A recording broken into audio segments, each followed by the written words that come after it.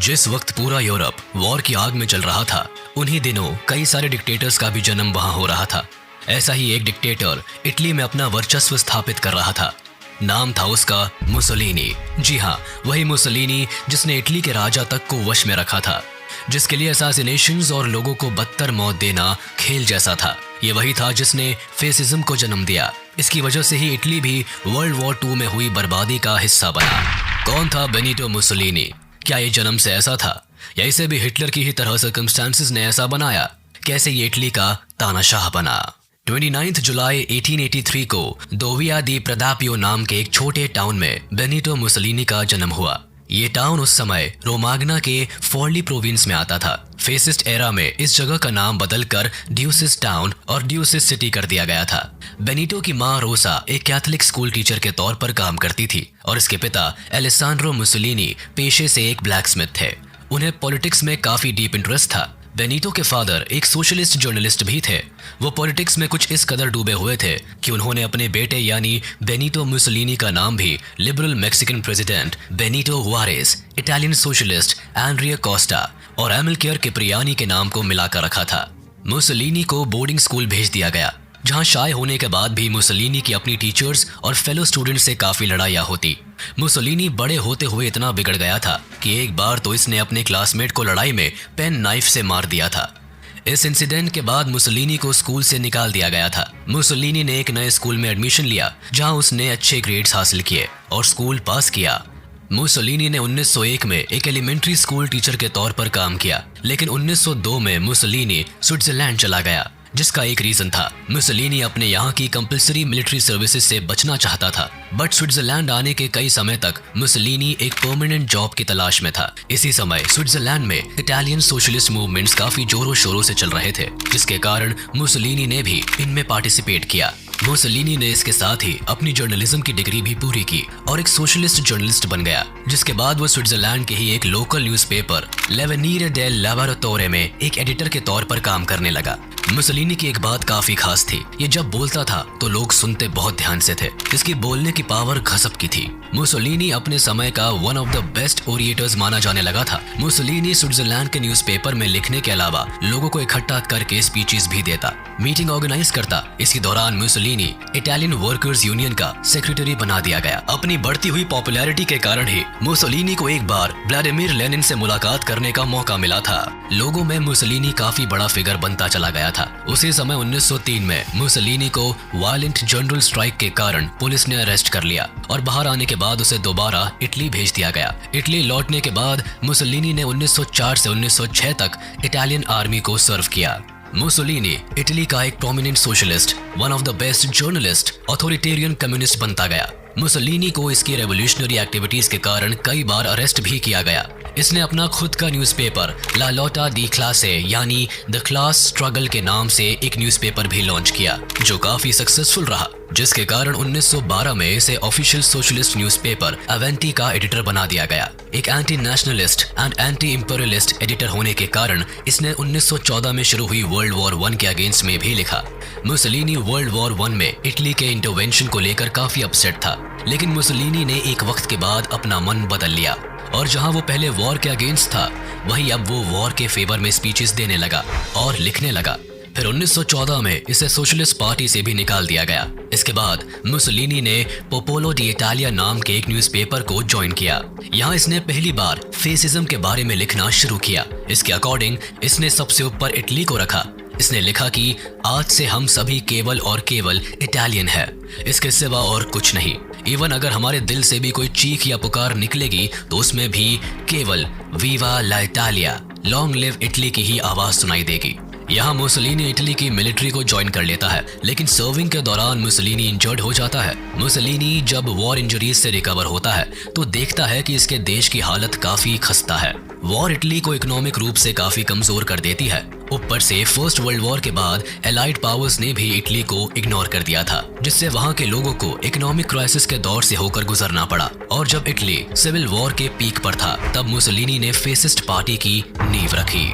Fascism एक ideology है जिसके अकॉर्डिंग डेमोक्रेसी की सोसाइटी में कोई जगह नहीं है। स्टेट को केवल वन पार्टी सिस्टम के अंडर काम करना होगा। फैशिज्म के अकॉर्डिंग स्टेट में केवल सिंगल पार्टी सिस्टम होना चाहिए।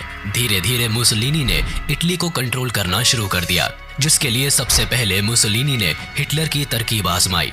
लोगों को उस समय एम्प्लॉयमेंट, बेहतर लाइफस्टाइल और सोसाइटी चाहिए थी, जिसका वादा मुसोलिनी ने उनसे किया। ये बड़ी बड़ी स्पीचेस देता। इसकी गजब की स्पीचेस और रैलीज देख के लोग इन्फ्लुएंस हो गए, जिसके बाद उसने सबसे पहले तो अपने ओपोनेंट्स को खत्म किया। जो भी इसके खिलाफ बोलता, ये उसे ऐसी पनिशमेंट देता जिसे देख बाकी लोग बिना किसी पनिशमेंट के ही शांत हो जाते। लोगों में इसका डर बैठने लगा था। फैशिस्ट नेशनलिस्ट सोच को बढ़ावा देता और इसके अलावा किसी भी सोच की इसके सत्ता में जगह नहीं थी। मुसोलिनी अपने राज में इटली को कोई छोटा मोटा देश नहीं बल्कि ग्रेट रोमन के समय वाला एम्पायर बनाना चाहता था। 1921 तक मुसोलिनी ने ऑलमोस्ट इटली को फैशिस्ट आइडियोलॉजी के थ्रू कंट्रोल कर लिया था। जगह जगह पर फैशिस्ट मूवमेंट्स होने लगे थे। हालांकि तब भी इटली में काफी सिविल अनरेस्ट था, जिसका फायदा उठाते हुए मुसोलिनी ने इटली के किंग से कहा कि अब इस देश को केवल मैं ही संभाल सकता हूँ। केवल मैं ही हूँ जो सिविल अनरेस्ट को शांत करा सकता है, लेकिन उसके लिए तुम्हें मुझे इटली का प्राइम मिनिस्टर बनाना होगा। अक्टूबर 31, 1922 को मुसोलिनी इटली का यंगेस्ट पीएम बन जाता है। सत्ता में आने के बाद मुसोलिनी सबसे पहले सभी डेमोक्रेटिक इंस्टीट्यूशंस को खत्म कर देता है। फिर वहां के किंग को एक लिस्ट देता है जिसमें सभी उन लोगों के नाम होते हैं जिनके साथ वो कभी भी काम करना नहीं चाहता था। वो राजा को साफ कर देता है कि अब देश की पूरी अथॉरिटीज को चलाने वाला केवल वही है, जिसके बाद इटली फाइनली डिक्टेटरशिप के अंडर आ जाती है। ये 1 साल में फुल डिक्टेटोरियल पावर्स को एस्टैब्लिश कर लेता है, जिससे press, trade unions, opposition parties को खत्म कर दिया जाता है। वैसे इन सब के बीच मुसोलिनी एक जीनियस आदमी के तौर पर भी उभर कर आता है। ये बहुत कम समय में अपने देश को दोबारा ट्रैक पर ले आता है। ये अपनी पावर्स के साथ साथ देश की बाकी परेशानियों पर भी खास ध्यान देता है। कुछ समय में ही मुसोलिनी अपने आप को इटली का डिक्टेटर घोषित कर देता है और खुद को ड्यूस यानी द लीडर का नाम देता है। मुसोलिनी अपने समय में एक पैरामिलिट्री यूनिट स्टैब्लिश करता है जो ब्लैक शर्ट्स के नाम से जाने जाते थे। ये एक तरह से एक सिक्योरिटी यूनिट होती थी जिसे the voluntary militia for national security के नाम से भी जाना जाता था। इसे बनाया तो 1919 में गया था, लेकिन मुसोलिनी के राज में इसे ज्यादा एक्शन में देखा गया। 1923 के बाद इस यूनिट को security of the kingdom of Italy बना दिया गया। इस यूनिट के लोगों का मेन काम केवल फैशिस्ट आइडियोलॉजी के खिलाफ बोलने वालों को खत्म करना और अपनी आइडियोलॉजी को लोगों में फैलाने का था। इस यूनिट के मेंबर्स ब्लैक यूनिफॉर्म पहनते थे जिससे इजीली उन्हें पहचाना जा सके। इन लोगों को अपनी अटमोस्ट लॉयल्टी के साथ बेनिटो के लिए काम करना होता था। देखा जाए तो इस ग्रुप को फॉर्म करने का क्रेडिट नेशनलिस्ट इंटेलेक्चुअल्स को जाता था, जो साफ तौर पर पेजेंट्स और कंट्रीज लेबरर्स यूनियन को अपोज करते थे। मुसोलिनी के सत्ता में आने के बाद इन लोगों के काम करने का तरीका और ज्यादा हार्श हो गया। ये लोगों को वायलेंस के जरिए हैंडल करते थे, लेकिन मुसोलिनी इन्हें पूरी तरह से सपोर्ट करता था, जिसके कारण उसने इस ग्रुप को और बड़ा किया। देखा जाए तो 1923 तक इस ग्रुप में करीब 2 लाख लोग शामिल हो गए थे। As a prime minister Mussolini की सरकार पहले कुछ सालों में राइट विंग कोएलिशन गवर्नमेंट के तौर पर काम करती थी, जिसमें फैशिस्ट, नेशनलिस्ट, लिबरल्स और कुछ कैथोलिक पार्टीज आती थी। लेकिन मुसोलिनी किसी कोएलिशन गवर्नमेंट के बल पर अपने देश को नहीं चलाना चाहता था, बल्कि इसका मेन एम टोटलिटेरियन स्टेट को बनाने का था, जिसका सुप्रीम लीडर ये खुद को मानता था। मुसोलिनी ने अपने एम को पूरा करने के लिए अपने देश के लिए भी कई काम किए, जिसमें सबसे पहले इसने पॉलिटिकल और इकोनॉमिकल लेजिस्लेशन पास किए जो wealthy industrial and agrarian classes को हेल्प करने वाले थे। इसके बाद जून 1923 में इसने एक लॉ पास किया जिसने इटली के आने वाले कुछ सालों को पूरी तरह से बदल दिया। इस लॉ को एचेरबो लॉ के नाम से जाना जाता है। इस लॉ ने इटली को एक सिंगल नेशनल कॉन्स्टिट्यूएंसी में तब्दील कर दिया। इसने अनएम्प्लॉयमेंट रेट को काफी कम किया और कई एक्सटेंसिव पब्लिक वर्क प्रोग्राम्स को बढ़ावा दिया। इसी बीच एक इंसिडेंट भी हुआ जिसने इटली के लोगों को बेनिटो के खिलाफ कर दिया था। जाकोमो मैटियोटी नाम के काफी बड़े ऑपोजिशन लीडर का बेनिटो ने असैसिनेशन करवा दिया था। ये लीडर कंट्री में एक प्रॉपर वोटिंग की मांग कर रहा था, जिसके कारण बेनिटो ने सोशलिस्ट डेप्यूटी जाकोमो मैटियोटी की हत्या करवा दी। बेनिटो का मानना था कि फैशिस्ट आइडियोलॉजी में किसी तरह के विपक्ष की जरूरत नहीं थी। इस इंसिडेंट के बाद इटली की जनता बेनिटो के खिलाफ हो गई, लेकिन बेनिटो ने धीरे धीरे करके सभी को चुप करवा दिया। अपनी कमाल की मैनिपुलेटिव स्किल से बेनिटो जनता को कन्विंस करने में कामयाब भी हो गया। ऑपोजिशन लीडर की मौत के बाद बाकी बचे ऑपोजिशन के लोगों ने भी अपनी आवाज दबा ली। 1925 से लेकर 1927 तक बाकी बची सभी कॉन्स्टिट्यूशनल बॉडीज को खत्म कर दिया गया, जिससे फाइनली इटली 1 पार्टी सिस्टम लाने में पूरी तरह से कामयाब हो चुका था। इस बीच बेनिटो को जान से मारने की कोशिश भी की गई, लेकिन इसकी सिक्योरिटी इतनी टाइट होती थी कि कोई भी इसका बाल भी बांका नहीं कर पाया। 1935 तक बेनिटो को अपनी पावर पर काफी ज्यादा कॉन्फिडेंस आ गया था।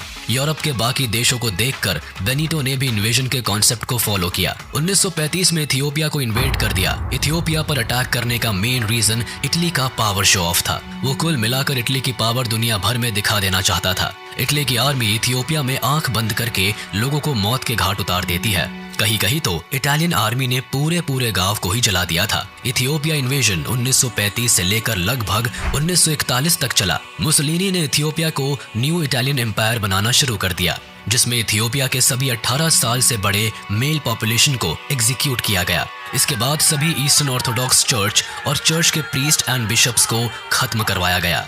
इथियोपियन इन्वेजन के दौरान हिटलर मुसोलिनी के काम करने के तरीके से काफी प्रभावित हुआ। इस समय दुनिया में नाजिज्म ने भी अपनी तेजी पकड़ी ही थी, जिसके कारण यहाँ से हिटलर और मुसोलिनी में काफी अच्छी दोस्ती भी देखी गई। इस दोस्ती के बेसिस पर ही हिटलर एंड बेनिटो के बीच 1939 में एक पैक्ट साइन हुआ। ये एक military and political alliance pact था, जिसे पैक्ट ऑफ स्टील के नाम से जाना जाता था। इस पैक्ट में मेनली 2 पार्ट्स थे, जिसमें फर्स्ट पार्ट जर्मनी और इटली के बीच कंटिन्यूइंग ट्रस्ट एंड कोऑपरेशन का ओपन डिक्लेरेशन था, और सेकंड पार्ट एक सीक्रेट सप्लीमेंट्री प्रोटोकॉल था जो यूनियन ऑफ पॉलिसीज को एनकरेज करता था। इसमें मिलिट्री एंड इकोनॉमिकल पॉलिसीज पर ज्यादा फोकस रखा गया था, यानी दोनों देश एक दूसरे का जरूरत पड़ने पर इकोनॉमिकल एंड मिलिट्री तौर पर मदद करेंगे। मुसोलिनी ने भी इटली में जूस के खिलाफ कई डिस्क्रिमिनेटरी पॉलिसीज क्रिएट कर दी। इस सब के अलावा 1935 से लेकर 1939 में इटली को एक हेवी वॉर कॉस्ट देखने को मिला। इटली का इथियोपिया में इन्वेजन के कारण काफी लॉस हुआ। इटली पर काफी कर्जा होने लगा। 1939 में हिटलर ने पोलैंड को इन्वेड करने का आइडिया मुसोलिनी के साथ शेयर किया, लेकिन इटली अभी इथियोपिया के इन्वेजन से ही बाहर नहीं निकला था, जिसके कारण मुसोलिनी हिटलर से पोलैंड के अटैक को पोस्टपोन करने की डिमांड भी करता है, लेकिन हिटलर इस बात से साफ इनकार कर देता है, जिसके बाद मुसोलिनी के पास भी वॉर में शामिल होने के अलावा और कोई चारा नहीं बचता, क्योंकि मुसोलिनी पहले ही पैक्ट ऑफ स्टील पर साइन करके जर्मनी का वॉर में सपोर्ट करने का डिसीजन ले चुका था। वैसे इसके अलावा मुसोलिनी का वर्ल्ड वॉर 2 में पार्टिसिपेट करने का एक रीजन और था।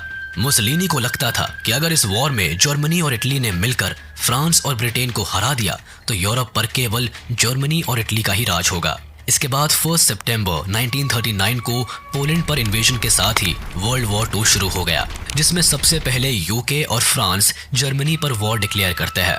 इटली इस समय तक जंग में नहीं आता, क्योंकि बेनिटो को पता था कि अगर किसी भी स्टेज पर जर्मनी कमजोर पड़ा तो फ्रांस एंड यूके उसे नहीं छोड़ेंगे। लेकिन इस समय भी मुसोलिनी शांत नहीं बैठा, बल्कि उसने अपने देश की बाउंड्री को और फैलाने के लिए जगह जगह इन्वेजन करना शुरू कर दिया। 1939 में ही बेनिटो ने अल्बानिया को इन्वेड कर दिया। इटली इस बात से वाकिफ थी कि अल्बानिया उनके सामने टिक नहीं पाएगा। अल्बानिया उस समय इटली के सामने काफी कमजोर था, जिस कारण से इन्वेजन के केवल 5 दिन के अंदर ही इटली ने अल्बानिया पर जीत हासिल कर ली। अल्बानिया इन्वेजन से मुसोलिनी को अपने देश की आर्मी में एक कॉन्फिडेंस आने लगा, जिस कारण इटली यहाँ रुका नहीं और 1940 में सीधे ग्रीस को इन्वेड किया। बट इन्वेजन के दौरान ग्रीक आर्मी ने इटालियन आर्मी को बुरी तरह उल्टे पैर खदेड़ दिया। इसी साल इटली ने इजिप्ट पर भी अटैक किया, लेकिन उसमें भी ये नाकामयाब रहा।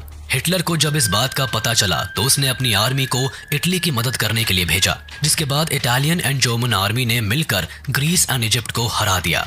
लेकिन इस इंसिडेंट के बाद दुनिया भर में मुसोलिनी की पुअर वॉर लीडरशिप की बातें होने लगी।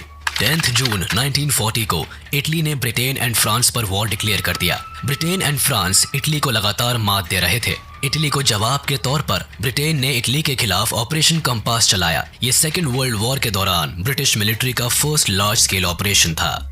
इस ऑपरेशन में British empire and commonwealth forces ने इटालियन फोर्सेस पर अटैक किए थे। ये सभी अटैक्स इटालियन आर्मी को वॉर से बाहर करने के लिए थे। इस ऑपरेशन में इटालियन आर्मी को काफी ज्यादा नुकसान हुआ। इस ऑपरेशन के बाद इटालियन आर्मी इतनी वीक पड़ गई थी कि 1941 तक वॉर में इटली का काफी बुरा हाल था। मुसोलिनी की आर्मी की कंडीशंस देखकर हिटलर ने आगे के वॉर प्लान्स में मुसोलिनी का इन्वॉल्वमेंट पूरी तरह से कट कर दिया। बेनिटो को समझ आ गया था कि वो इस जंग में बुरी तरह से फंस चुका है, लेकिन वापस जाने का कोई रास्ता नहीं था, जिस कारण बेनिटो ने लगातार जंग में अपनी लड़ाई जारी रखी। लेकिन 1942 की कैसाब्लांका कॉन्फ्रेंस में यूके के then PM Winston Churchill and the American president Franklin D Roosevelt ने डिसाइड किया कि वो सबसे पहले इटली को इस वॉर से बाहर निकाल फेंकेंगे, साथ ही जर्मनी ट्रूप्स को भी रिट्रीट करेंगे, जिसके बाद एलाइड फोर्सेस ने सबसे पहले इटली पर मार्च करने की ठान ली। इस बात की खबर जैसे ही इटली के former king Victor Emmanuel III को मिली, विक्टर इमैनुअल III ने बेनिटो को सत्ता से बाहर कर उसकी जगह पर पिएट्रो बाडोलियो को दे दी। पिएट्रो बाडोलियो इटली के काफी पावरफुल एंड सक्सेसफुल पर्सनालिटी थे। इन्होंने सत्ता में आने के दूसरे दिन ही बेनिटो की फैशिस्ट पार्टी को डिसॉल्व कर दिया और एलाइज पावर के साथ एक समझौता कर लिया। इन्होंने एलाइज के साथ एक आर्मिस्टिस साइन की। इस आर्मिस्टिस को द आर्मिस्टिस ऑफ कैसेबल के नाम से जाना जाता था, जिसे 3 सितंबर 1943 को एलाइज पावर्स एंड इटली के बीच साइन किया गया था। इटली को इस समझौते के तरह पूरी तरह से जंग को छोड़ना था और एलाइड पावर्स के वॉर प्रिजनर्स को छोड़ना था। इस समझौते के साथ ही किंग ने बेनिटो को गिरफ्तार करने का डिसीजन भी ले लिया। बाडोलियो ने बेनिटो को कैंपो इम्पेरातोर नाम के एक जेल में बंद करवाया। ये जेल उस समय का सबसे सेफेस्ट जेल था, जहां काफी सख्त सिक्योरिटी थी। जून 1944 तक एलाइड पावर्स ने रोम को इन्वेड कर लिया था। हिटलर को जैसे ही पता चलता है कि मुसोलिनी को इटली एम्परर ने बर्खास्त कर दिया है और उसे जेल में बंद कर दिया है, वैसे ही उसने जर्मन आर्मी को इटली इन्वेजन पर भेज देता है। जल्दी ही जर्मन आर्मी नॉर्दर्न इटली को जीत लेती है। इटली इस इन्वेजन के बाद 2 पार्ट्स में डिवाइड हो जाता है। जर्मन आर्मी अब मुसोलिनी को फ्री कर देती है। उसके बाद हिटलर जीते हुए नॉर्दर्न इटली का रूलर मुसोलिनी को बना देता है। इसके बाद अब नाजी रूल के अंडर मुसोलिनी यहाँ लगभग 18 महीनों तक अपना राज चलाता है। लेकिन इस वक्त एलाइज की लगातार अटैक्स और नॉर्दर्न इटली में हो रहे पब्लिक रिवोल्ट से आखिरकार मुसोलिनी को भागने का रास्ता देखना ही पड़ता है। अप्रैल 27, 1945 को बेनिटो मुसोलिनी अपनी प्रेमिका क्लारा पिटाशी के साथ इटली से भागकर स्विट्जरलैंड जाने को तैयार था, लेकिन इसका भागने का ये प्लान सक्सेसफुल नहीं हो पाता। मुसोलिनी, क्लारा और इनके साथ के बाकी लोगों को रास्ते में ही पकड़ लिया गया, जिसके बाद 28 अप्रैल 1945 को मुसोलिनी, क्लारा और सभी लोगों को गोली मार दी गई।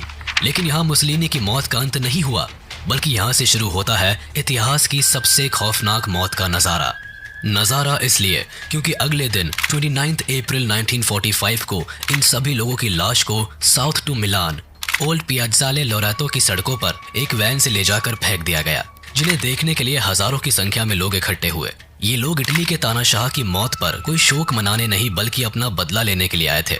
वैसे आपको बता दे कि जहां बेनिटो और उसके साथियों की लाश को फेंका गया था, सेम उसी जगह पर 1 साल पहले बेनिटो ने 15 एंटी फैशिस्ट लोगों को भरी सभा में बड़ी क्रूरता के साथ मौत के घाट उतरवाया था। इस इंसिडेंट को यहाँ के लोग भूल नहीं पाए थे, जिस वजह से उसी सेम जगह पर सभी ने बेनिटो को सजा देने की ठान ली। लोगों ने एक एक करके बेनिटो की लाश से अपना अपना बदला लेना शुरू किया। मरने के बाद भी मुसोलिनी का मुंह खुला रहता है। इसकी गर्लफ्रेंड क्लारा का चेहरा भी बुरी तरह से खराब हो जाता है। पर इतने में इस तानाशाह की जी हुजूरी करने वाला एक ऑफिसर वहां आता है और इसके शव को सल्यूट करता है, जिसे देख गुस्साई भीड़ उस शख्स को भी मारने लगती है। हालांकि शाम तक अमेरिकन ट्रूप्स आकर बेनिटो और बाकी सभी की लाशों को लोकल मॉर्ग भेज देते हैं, जहां सभी का पोस्टमार्टम पूरा होने के बाद उन्हें दफनाया जाता है। इस तरह से इटली के सबसे क्रूर तानाशाह का अंत होता है। बेनिटो की मौत के साथ साथ जर्मनी भी वर्ल्ड वॉर 2 में बुरी तरह से हारती है। यूएसएसआर के इन्वेजन का प्लान और अमेरिका का वॉर में इन्वॉल्वमेंट जर्मनी को बुरी तरह से हराता है। वर्ल्ड वॉर 2 के दौरान जब हिटलर को मुसोलिनी की मौत की खबर मिली तो उसकी भी रूह कांप गई थी, जिस वजह से हिटलर ने अपने लोगों को खास तौर पर कहा था कि जब मैं मरूं तो मेरा शव किसी के हाथ ना लगे, तुम मुझे जला देना। हालांकि हिटलर जिस धर्म को मानता था उसके अकॉर्डिंग उन्हें जलाया नहीं, दफनाया जाता था। पर यह हिटलर का बेनिटो की मौत के बाद डर ही था, जो उसने वॉर हारने के बाद खुद को गोली मार ली और खुद को जलवाने का हुक्म दिया था। वर्ल्ड वॉर 2 के बाद इटली को काफी बुरे दौर से होकर गुजरना पड़ा। इटली के इंडस्ट्रीज एंड एग्रीकल्चर बुरी तरह से बर्बाद हो गया। अनएम्प्लॉयमेंट रेट काफी बढ़ गया। कंट्री की करेंसी कोलैप्स कर गई। इटली की इतनी खराब हालत के कारण यूएसए ने मार्शल प्लान के तरह इनकी मदद की और इकोनॉमिक कंडीशन में सुधार लाने की कोशिश की। फैशिस्ट रिजीम खत्म होने के बाद इटालियन पॉलिसीज एंड सोसाइटी को क्रिश्चियन डेमोक्रेसी के थ्रू डोमिनेट किया गया। क्रिश्चियन पॉलिटिकल पार्टी ने 1946 से लेकर 1994 तक इटली की सत्ता संभाला, जिस दौरान इटली अपने बुरे दिनों से लौटकर